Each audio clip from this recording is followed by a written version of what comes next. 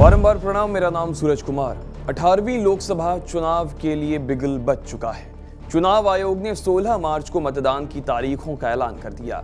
पिछले बार की तरह इस बार भी 7 चरणों में चुनाव होंगे, जबकि 4 जून को नतीजे आ जाएंगे। 4 जून को देश को नया प्रधानमंत्री मिल जाएगा।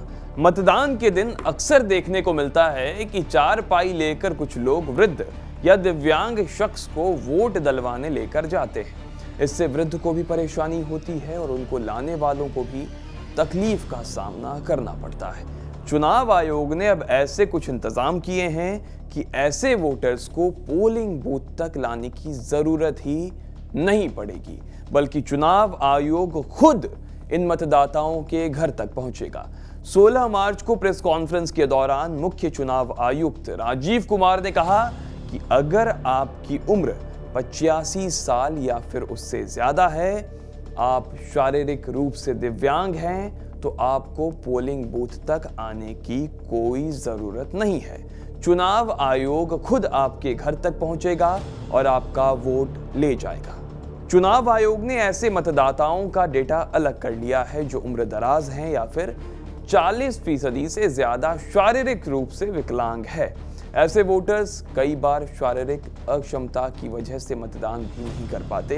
इसकी बड़ी वजह है इनको पोलिंग बूथ तक पहुंचने में होने वाली तकलीफ या पहुंचाने का उपयुक्त साधन न होना। तो अब उम्र दराज और दिव्यांग वोटर्स चाहें तो घर बैठे ही वोट दे सकते हैं। चुनाव आयोग इन मतदाताओं के घर पहुंचकर वोट इनका ले जाएगा। बस इसके लिए मतदाता को अपनी सहमति देनी होगी और एक जरूरी फॉर्म जिसका नाम है 12D उसे भरना होगा।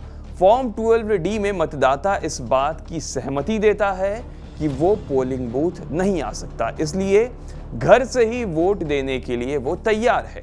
चुनाव आयोग की तरफ से एक अधिकारी या फिर BLO फॉर्म 12D इन वोटर्स तक पहुंचाएगा। फॉर्म 12D भरने के बाद तय तारीख पर चुनाव अधिकारी वोट ले जाएगा, यानी एक तरह से डाक मतपत्र यानी पोस्टल बैलेट जैसी ही सुविधा है।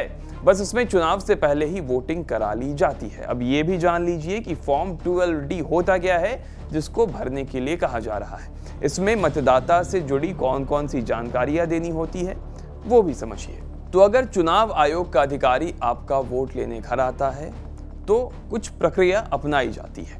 फॉर्म 12D में आपको जो जानकारियां देनी होती है उनमें मतदाता का नाम, उसके पिता का नाम, मतदाता अगर शादीशुदा महिला है या फिर उसके पति का नाम फिर दिया जाता है, उम्र क्या है, पूरा पता क्या है, मसलन जिस गांव का रहने वाला है उसका नाम, शहर में रहता है तो मोहल्ले का नाम दीजिए, संबंधित तहसील और जिले का नाम उसमें शामिल होना चाहिए।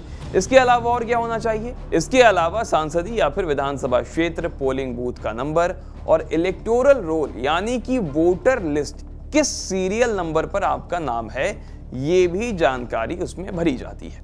BLO या फिर संबंधित चुनाव अधिकारी के पास ये सभी जानकारी मौजूद होती है। जानकारी भरने के बाद मतदाता के दस्तखत या फिर अगर आप दस्तखत नहीं कर सकते हैं तो अंगूठे की छाप ले ली जाएगी। उसके बाद उसे पोस्टल बैलेट की सुविधा दी जाएगी। इसके बाद संबंधित वोटर के नाम के आगे लिस्ट में टिक लगा दिया जाता है, यानी कि आपने अपना चुनाव दे दिया, ताकि दोबारा मतदान की गुंजाइश ना हो। ये सारी प्रक्रिया चुनाव की तारीख से पहले ही कर ली जाती है। मतदान वाले दिन संबंधित पोलिंग बूथ पर यह सील बंद लिफाफा भेजा जाता है। फिर इन पोस्टल बैलेट को EVM के साथ ही स्ट्रांग रूम में रखा जाता है। मतगणना वाले दिन इन लिफाफों को सबसे पहले खोला जाता है, यानी पोस्टल बैलेट की गिनती सबसे पहले की जाती है। सबसे पहले आप चुनाव भी देते हैं और फिर सबसे पहले उस चुनाव की गिनती में भी आप दर्ज हो जाते हैं। चुनाव आयोग के मुताबिक इस बार करीब 42 लाख ऐसे मतदाता हैं जिनकी उम्र 85 साल पार कर चुकी है, जबकि 2,18,000 ऐसे मतदाता हैं जो 100 साल पार कर चुके हैं। विकलांग मतदाताओं की संख्या 88,40,000 है। चुनाव आयोग ऐसे मतदाताओं को गोल्डन एसेट्स बताता है। दरअसल चुनाव आयोग ये चाहता है कि मतदाता, जो लोग वोट करने जा रहे हैं, वो बढ़ चढ़ कर मतदान में शामिल हो। कल राजीव कुमार ने भी इसका जिक्र किया।